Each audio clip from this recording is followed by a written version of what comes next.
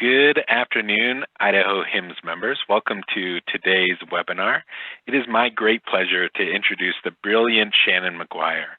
She is the founder and CEO of Spark, which is a strategy firm that helps leaders build vibrant communities. Her goal is to create a culture of health and prosperity in some of the most complex systems. She loves to create realities where health is the first wealth, communities are prosperous, and people feel good about being themselves. If you have any thoughts or questions for Shannon today, please enter them in the Zoom chat. Thanks again for your time, Shannon. Please take it away. Thank you. It's always funny when someone reads your bio, either you cringe, but then you say that those one or two things, and I'm like, yeah, that's what I believe. So that's why I was like, ooh. So I am so excited to be with each of you today to talk through systems thinking. I'm going to share my screen here.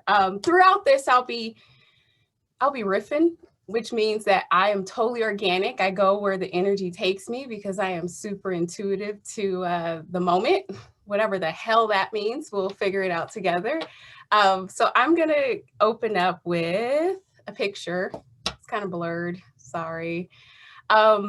Systems. So I grew up in probably a pretty complex system. This is a aerial map of LA. It's beautiful from this perspective, right? You're like, ooh, look at all the lines. But y'all, every one of those lines formation are like cars and homes and people, right? So system in action is happening down there and it's captured in a still shot. And so if you zoom into that system and you start to look at the environment around it, it gets pretty wicked, chaotic, right? You start to feel things as you look at these images. You're like, what does that mean? And what does that mean? And that's the environment I grew up in. That's me at 7 when I thought I had the world all figured out. And things were chaotic in my world constantly. I didn't know it or understand it at that age, of course. By 9, I started to get it, especially my brother in the lower left corner there was hit by a car right behind me, set into like a series of events into motion that developed my psyche probably in ways I didn't think would be possible. So I went inside my head for a while there, into that system inside my brain.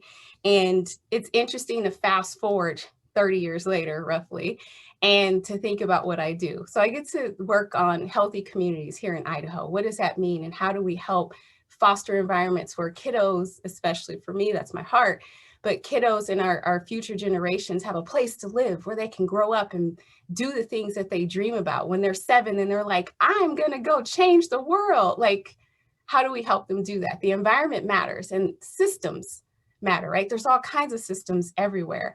And in health, we often get focused on the individual, right? We say the human, and we're humans and we bleed and we have all of these different systems that make up us as humans. And it's freaking complex if you overlay it all together. But each of those systems make us who we are.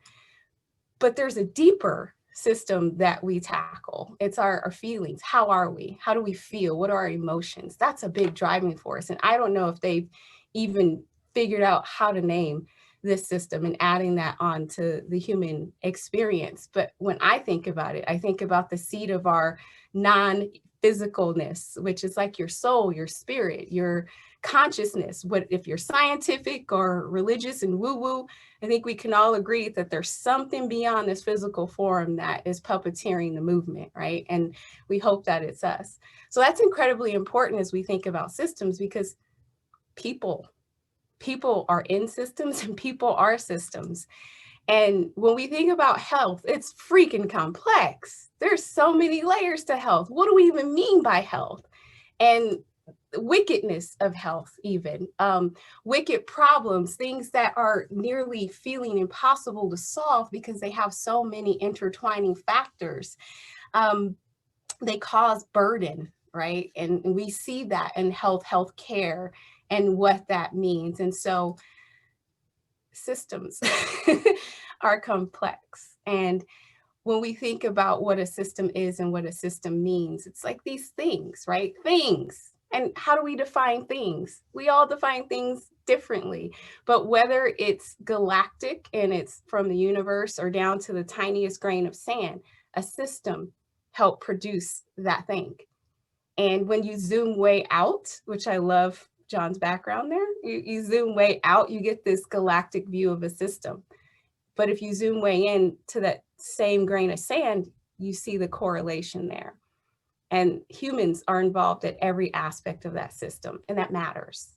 That matters because something happens when we start working in systems work. We start to take away the human essence and feeling. We start to forget that the very thing that we're doing is mitigating a risk, a gap, closing some sort of barrier or removing a barrier for others to achieve what they want to achieve. And so systems thinking, like that holistic approach to thinking about systems, I think is really important. It's something that has saved my ass on a number of occasions, because instead of just looking at things from a very blindsided view, I learned to zoom out and zoom in. And that's been really important because it's helped me frame problems. Because when I zoom out, problems seem really simple. And if I zoom in, way in, problems seem really simple. But it's that in between of complicated, complex, and wicked that makes it, I think, that much more interesting. And at every layer of that, I personally think about humans and what they're feeling, what they need, because it helps me solve for the system in a much better capacity. This is a lot of words. It's as I think about the three layers, and we'll remove wicked because we sort of defined that already, but as we think about viewing problems, a simple problem, just say you want to bake a cake, you need a recipe, or you can just go buy the cake, but that's a whole other thing. So if you want to solve for that problem and you want to bake this cake, you need a recipe. So if you come up with the recipe and you follow it exact, you'll get a really good outcome. Things get complicated at times. So that's like sending a rocket into space. No, it's not that complex. It's really complicated. I mean, they've been doing it. So they bring together different folks and they strategize and they test, they experiment, and then they make it happen. And then you have raising a child. And I don't know if any of you are parents. If you are, you feel the pain. You also feel the joy. It's complex raising a child. There is no specific manual. When you think about your home as a system, and how you operate it, you may have one child and then the other comes into the world and your whole system changes. How do you as individual parts, as parents, interact with one another and figure out how to make that system work? Whatever solving for, the thing that you're solving for, you focus on, once you start putting the human element into it, it gets complicated, it gets complex, it gets wicked, but it also gets very simple. Because when you think about the partnerships and how you can address solving for those things, if it's simple, it's something you can handle, right? You as a single entity, as an individual. If it's complicated, it may be something that you need to partner up with. That's why raising a child works when there's two people, tag team, at least in my house, I try to do that.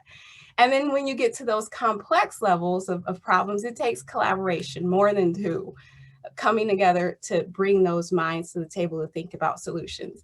And then when things get wicked, you just need co-creation. You need to just get rid of whatever recipe manual that you thought. You need to expand your collaboration. And so I love pop culture. So I have some examples on what that looks like. So for simple problems, that's usually the hero. So you have Rocky versus Drago, you have Darth versus Luke, you have Batman versus the Joker, right? It's the old essence of the hero's journey. There's something that needs to be done, and when it's an individual in an individual's hands, they can go take out the bad guy. Now that's twofold to think about, because that's you as a human in a system that you're impacting, which is your home, which is your organization, which is your community, and zooming way in, that's you as an individual as well. Like, so there's a hero in all of us. It's just the way it is. And I love the word. I just love the word hero. Complicated problems require a partnership. So think of the dynamic duo. Batman got Robin. Arguably that worked or not. Depends on which genre of Batman you watched. Rocky turned it around, took the villain, Apollo, and Apollo became his friend. He got the eye of the tiger. It was great. He had that motivation. They solved for the problem. Luke had a variety of different folks that he could go to, but who better than Yoda? Dude spoke backwards and we got it. So, sometimes when you're addressing those problems in the system and it's complicated, partnership works. And then things get complex. That's like trying to slay a dragon. And sometimes you just got to go and you got to bring like this impact team, this collaboration together. So there's the Avengers. That was a thing for a while there, right? And then the A team, hello. Like, I'm dating myself here. But as you think about that, it takes more than one. And again, arguably Avengers, human or not, but it comes down to humans solving for systems. You're impacting humans in the system, and humans are solving for the problems within that system. And then when things get wicked, we can imagine a smash up, right? Co-creation. What happened if you brought all of those folks together? Now, arguably, we see Mr. T down there in the left, who was the villain and Rocky number 3 that they were going after. Just saying. So that co-creation and that bringing the different groups together and the silos, the walls come down. You're like, how do we smash this up? And I don't think there's been any better example recently than the Marvel Universe. If you follow that, I don't follow it deeply. I had teens at the time, so it was kind of forced. Arguably, I did love X-Men, but that failed. Digress. As you think about the co-creation and what Marvel did, they brought all of these individual storylines into this one big smash up and made it epic and broke records. They co-created. Sometimes that's what's needed to reframe systems. But again, even if it's artificial intelligence, it all comes back to us as humans. And so when you think of systems thinking, that traditional linear thinking just doesn't work. System thinking is wild, it's complex, it's amorphous, and it moves. And so it's seeing the big and the small. How do you zoom way out and see the parts? And how do you zoom way in and see the people? I think that's something that is starting to be missed in our conversations and even how we frame. And that could be compassion fatigue because we have to preserve ourselves and say the work that we do, especially anything tied to healthcare. We think about HIPAA, we think about privacy, or like you have to disconnect from people, right? And so then they become numbers. And what happens when people become numbers? The emotional impact, it starts to mitigate, it starts to go away. And it's not about overly thinking about feelings, but it's really thinking about you first and foremost, because you're a human, and then how you impact others. And when you zoom way out and contemplate your existence and like, where did I come from?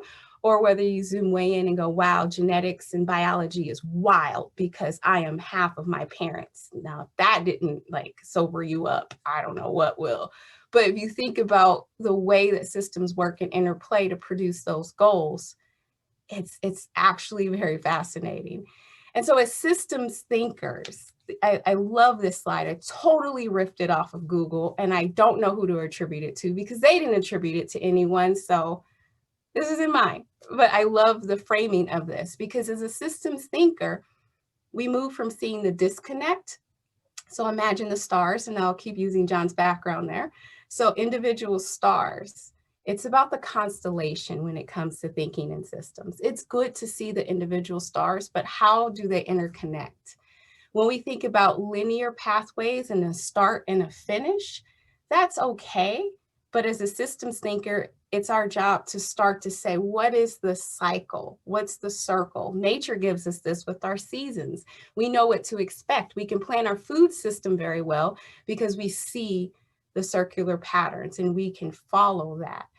And instead of these traditional silos that may have individual parts within them, it's how do we remove those walls and start to focus on emergent strategy and actions. If I poke the box, what might happen? What's naturally coming up? And then parts, right? Because systems are parts, but it's when we place those parts together that we get the bigger picture. And it's sometimes as simple as reaching out and understanding your interdependency, meaning who is impacting your work positively and or negatively. That's an opportunity to collaborate and start to think about how this fits into the bigger system and where it may be impacting, affecting others. Analysis to synthesis. And so sometimes we go in deep and we zoom too far in at times, and we focus on this one piece of data. How do we bring all of that together and start to synthesize it? And for that one, I think, what's the bigger story? This may have happened. Asking why is a really good way to do that, but it's really questioning the bigger synthesis and saying this, why did this happen? And why did that happen? And if that happened and that happened, then what might happen or be happening? And so really synthesizing, that's one of my favorite things to do, is taking all of it in and looking for themes, mining for the themes. What is constantly reoccurring and where in the system is it happening? And then one of my super faves, going from that isolation and that isolated approach to building the relationships. Because if we don't have relationships, I mean, we wouldn't even be here. Bringing it back to the systems piece and humans, because we all exist because of relationships. And so that lens of a systems thinker can be brought down into two ways. When you have an action, it leads to a result, which shapes future actions, right? These things constantly interplay, and it's also a beautiful lens in which you can look at things. And the picture down on the left, I love, because what might happen if I knock over the domino? Am I paying attention and zooming out to the bigger picture? Is that going to come back and bite me? And that's the other part of systems thinking, is really about mitigating the negative unintended consequences and taking the hell of advantage on the unintended good consequences and understanding where and why that happened, so that can be duplicated, because it may save a life. Because if there is a fail in the system, that's a life that may be failed. Like it could impact that deeply. That could be death at the worst case scenario, right? That could be some sort of loss, leading back to that feeling cycle, because sometimes we think of systems as not impacting humans in that way. But when we think about pushing the button, it's not just how will that impact me in my role in my job, but we all are interplaying with one another. If I push that, who else might it hit besides me? So it's just bringing the systems piece back and really thinking through that zoom in, zoom out. How do I go from the macro to the this is out of order, sorry, to the meso, to the micro? Because when we start globally, it gives us a good view, but you can't stay there too long. It's like going into space. You can't stay there too long. Then you come down into that meso view and you're like, okay, this is good. And then you get to the micro, but within each of those, it's like a bungee. It's like this beautiful up and down. And sometimes you stay up a little longer, you stay down, but really looking at the system through those levels. And I have that book somewhere on one of my shelves. System thinking books are all around me, but one by Donella Meadows, I love this quote: we can't impose our will on a system. We can't listen to what the system tells us and discover. We can, listen to what the system tells us and discover how its properties and our values can work together to bring forth something much better than can ever be produced by our will alone. And will is tied to humans. Because artificial intelligence, you code something, it has no will, it has no emotions, it has no feelings. You told it to do something.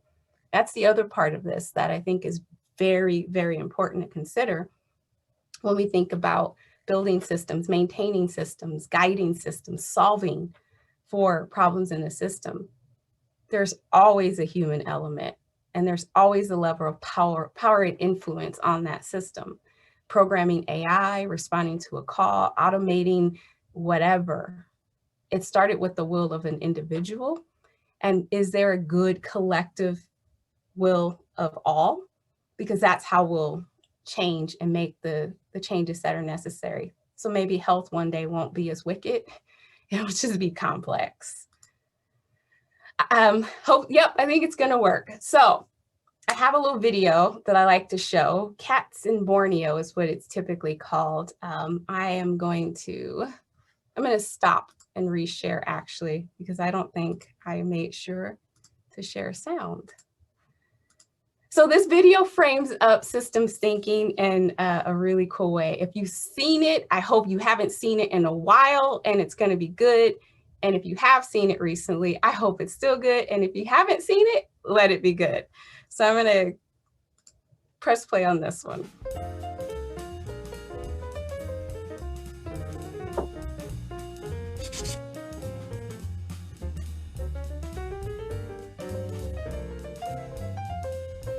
In the 1950s, the Dayak people of Borneo, an island in Southeast Asia, were suffering from an outbreak of malaria, so they called the World Health Organization for help. The World Health Organization had a ready-made solution, which was to spray copious amounts of DDT around the island.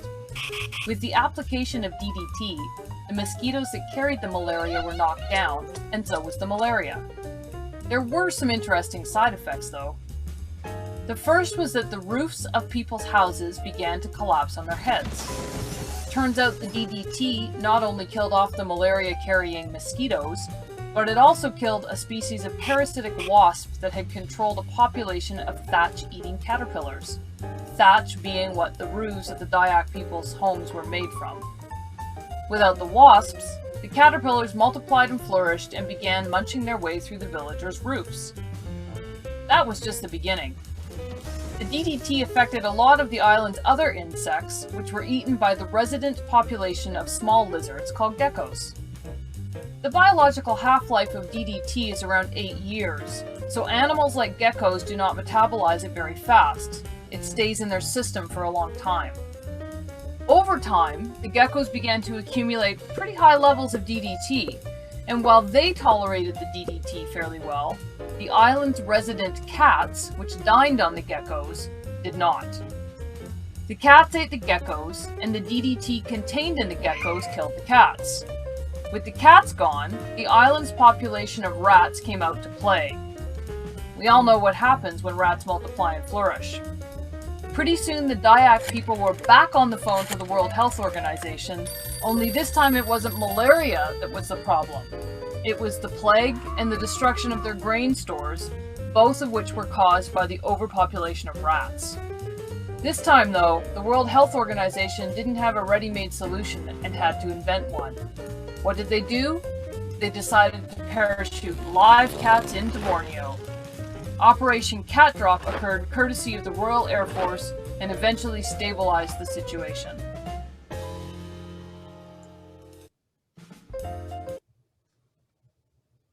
Wild.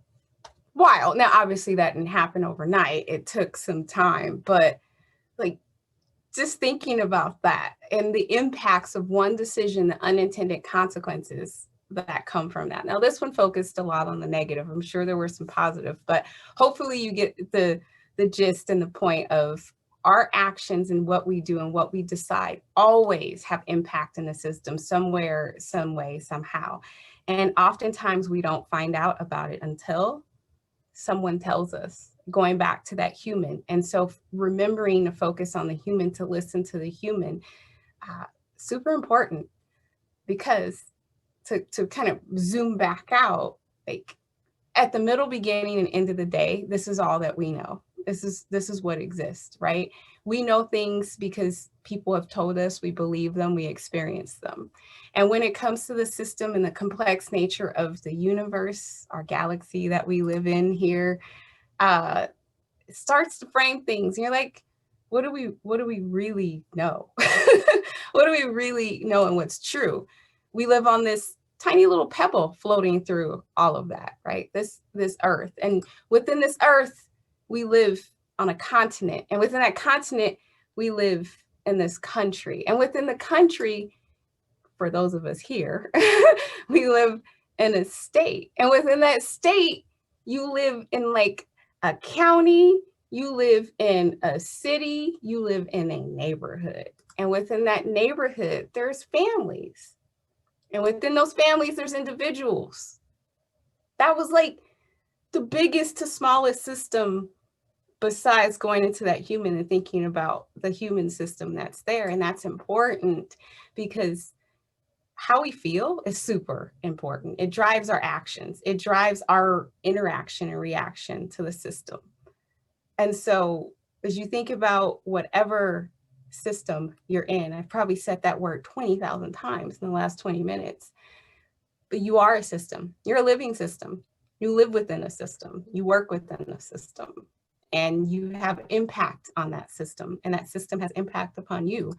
And empathy and empathy mapping, I think, is one of the best things to do. And even if it's just asking a question because everyone has a job to do. I remember when that came out years ago, it's like, everyone has a job to do. Yeah, we all have jobs to do. And that was trifecta-ful. It was, we all need to get something accomplished. So what's going to allow that to happen or what's not allowing that to happen? We all have a job to do. Like, we're here to do something, that purpose and what's driving us. And then we all have a job to do of how are we interacting with one another, and how are we interplaying with one another, and how are we showing up for one another. And empathy is a really easy way to do that. You don't have to entangle your own emotions and feelings into it as much as understanding what someone else is going through within that system, because you have probably experienced that same thing.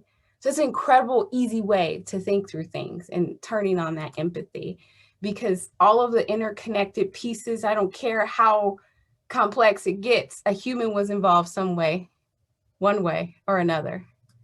And that's important, because feelings are important, and how we feel matters. Because when we're feeling bad, things are bad. System's bad, right? We feel good, the system's good, everything's good. We're gonna be good in the system. And joy, feeling good, I think, is the ultimate answer to all of life's problems. How we get there, that's hard as hell. But we can make it a little easier for the other humans around us by keeping them in mind. And so it's not just about systems thinking, it's being a systems thinker and seeing systems wherever you go, as well as balancing that with the human impact that goes with and comes from those systems. And so focusing on how the parts of the system interacts and impacts other parts of the system, especially humans. That's a big one. And then in order to think about systems, you gotta see it first. What is that system?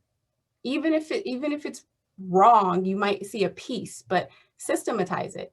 Because anytime we go again, zooming into that grain of sand, you're gonna lose the beach, right? And if you don't zoom into the sand, you don't fully understand the beach. And so when you see the system, consider how it affects humans by seeing the problem. Simple, complicated, complex, wicked. Is there something you can do to solve that problem simply? Can you collaborate with someone else to partner up to solve for it? Could you go even deeper and form your own like co-create universe to make it happen? Maybe. But it always starts with us as individuals and what we can do. So I feel like that was a lot. A lot of stuff. And I love questions. I love case study questions of how to approach and solve something. So I don't know if anyone has any questions or comments or whatnot, John, but I'll kick it back to you. Awesome. Thank you. That was great, Shannon. If you have any questions for Shannon, please enter them in the chat. Shannon, I had one question that come to mind. Can you give us an example of a situation where it was just blatantly obvious systems thinking wasn't employed? Yeah. And most of those are, honestly, it's when people mistake complex problems for simple problems, and it's a rogue. The hero is great, but sometimes they kind of morph into the anti-hero, where they're like, go solve for this. And so I've seen that happen at a community level where decisions have been made without community engagement. And there's an old parable adage for that. So there was a team that had went to Africa, right? And they were there and they were observing the folks in a village. And they noticed every day that the women would get up and they would walk for 3 miles to go get water, and they would balance it and bring it back. And they watched them do this over the course of weeks. And then they said, we need to help them. So they dug a well. They put a well in the middle of the village. They celebrated, had their little event. And the next morning, the women got up and walked 3 miles to go get the water. They came back and the people were like, we built you a well. Why would you do that? I said, that was our girl time. That's how we spend time together. That's our exercise. So I think that's probably the most blatant, is when we don't seek to understand. Empathizing without inquiry leads to stupid ass decisions sometimes. And so I would say that's a pretty clear example of one. That's a great example. Another question, what are some problems you work with in the community yourself where system thinking was important? So policy, systems, and environment is the big thing in public health. I am not a public health professional, community health professional. I have org development background. I'm a mom. That's my biggest disclaimer. So, the thing that I think about a lot are, again, the lack of community engagement, but usually when there's a policy change coming, and understanding the impacts of that policy is huge. And that can happen at the community level, the organizational level, the household level. So if you decide to change curfew, you might want to have a conversation, at least let the kids feel like they were a part of it. You know what I mean? Weigh in so they can buy in later is a good example.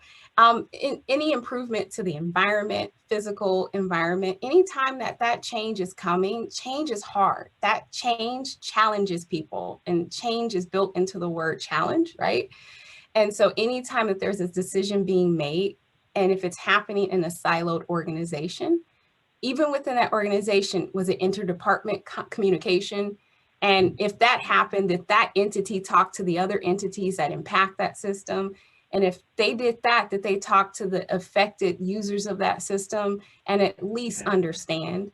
And sometimes we get caught up in needs assessments, or we're trying to identify the need to be solved. Sometimes it's good to see what desires folks have, because they'll never go away. There are desires there. And then the other side of that is understanding what negative reactions, because sometimes we get caught up in our own solutions and we want to be right, we want to be best, and we don't look for the opposite. So I personally like to go to folks that disagree. Tell me what you see and give me a different perspective, because in that, I'll understand how to impact it. So anytime that there is a decision being made that impacts a large group of folks, that's an opportunity for systems thinking. And it's simple as relationships, right? And how is it interrelational, and what components are working together to solve for whatever that goal is. So yeah, hopefully that's helpful. That's great. Any other thoughts or questions for Shannon? They're probably asleep after this. Well, Shannon, go ahead, please. Sorry, John. Hi, Shannon. Thank you for your time. I just wanted to add that even in like the informatics community, there is this push for recognizing the identity, the value, the values of those that you're serving. Informatics, though it's a technical practice, it is very driven off of social sciences. And just wanted to echo the importance of really understanding, those that you're serving. Otherwise, you'll miss the mark. The healthcare system has been very objective for some time, but have just unfortunately, over the last year or last few years, recognized that there's structural injustices built into it. And now a lot of people's thoughts on how care was administered and how we look at a patient is being changed and challenged to really, look at the individual and recognize not just what their symptoms are, but who they are and what are their values. Otherwise, the outcomes very well may suffer. Absolutely. Yes, that is awesome. And how do you, I don't want to pronounce your name wrong. Jate. Jate, I love that. That's awesome. What does that mean? I'm sorry, I'm a human, so I squirrel. Do you know the meaning of it? No idea. I'm going to look it up and hopefully get in contact with you, let you know. That is a great reminder. And the thing that I often encourage is when we think about systems, structural, like design, again, humans designed it. And what were those humans thinking? Who were they? Whose values were they purporting and putting forth? Who made the decision? Who had the power? Who had the influence, right? And that comes across many ways. And I see Linda put in the chat, reminds me of the times we moved to new locations as a kid. As we became older, it was easier when my parents discussed it with us. And that all like encapsulates here, right? Because decisions are made. There's a vision. You know, I do strategic planning. So there's like, we have a vision. Who came up with that vision? Who came up with the mission? Who came up with the task and assignments to put it forth?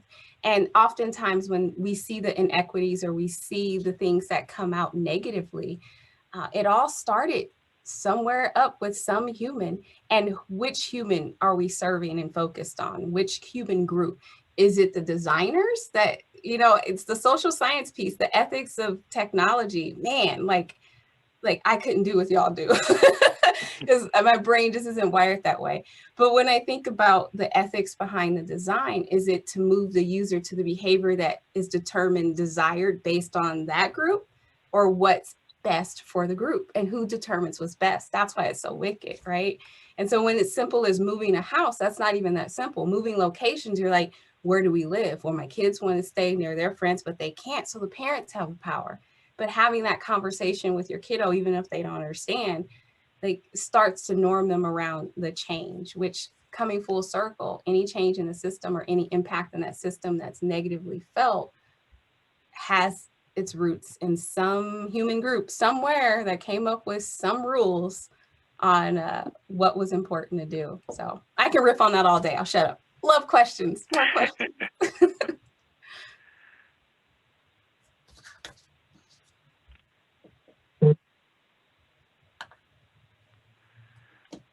Well, Shannon, thank you so much for your time.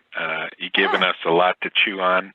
Want to thank HIMSS members for joining today.